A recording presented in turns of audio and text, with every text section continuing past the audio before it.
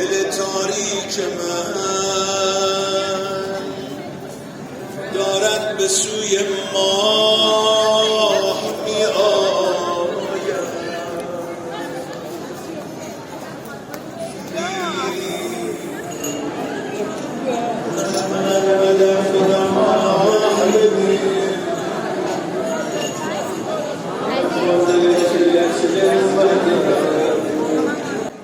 سلام به همه دوستای خوبم، امیدوارم حالتون عالی باشه.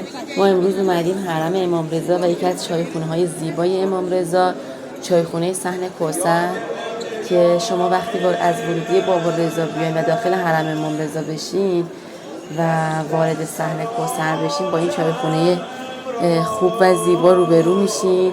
امیدوارم که رزق زیارت امام رضا و بهره و استفاده از چایخونه‌های حرم نصیب همتون بشه. بیاین اینجا و از این حال و هوا، این مردم و بودن اینجا استفاده کنین و چای حضرتی نصیب همگی بشه انشاءالله. بریم با هم این ویدیو رو ببینیم، پس با من همراه باشین.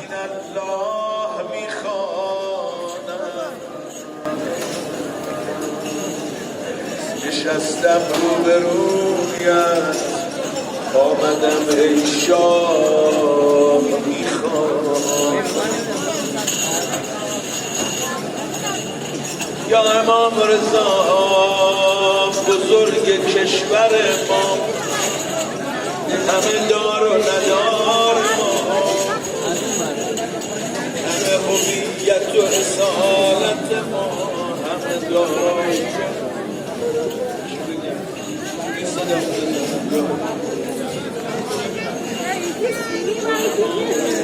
آقا چایی بفهمه کالیما برم بالا علیه چایی اینجا چایی بسر بچه ها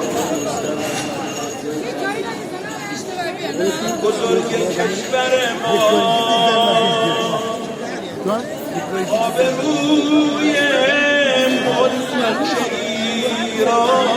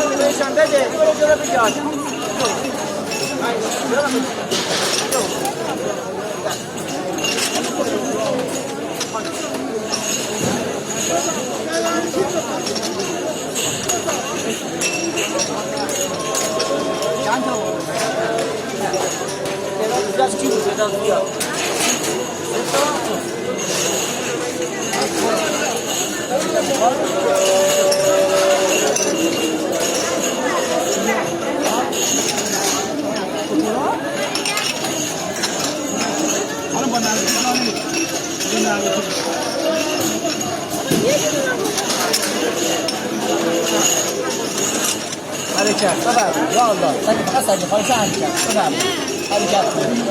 حرکت. خب منم چایمو گرفتم.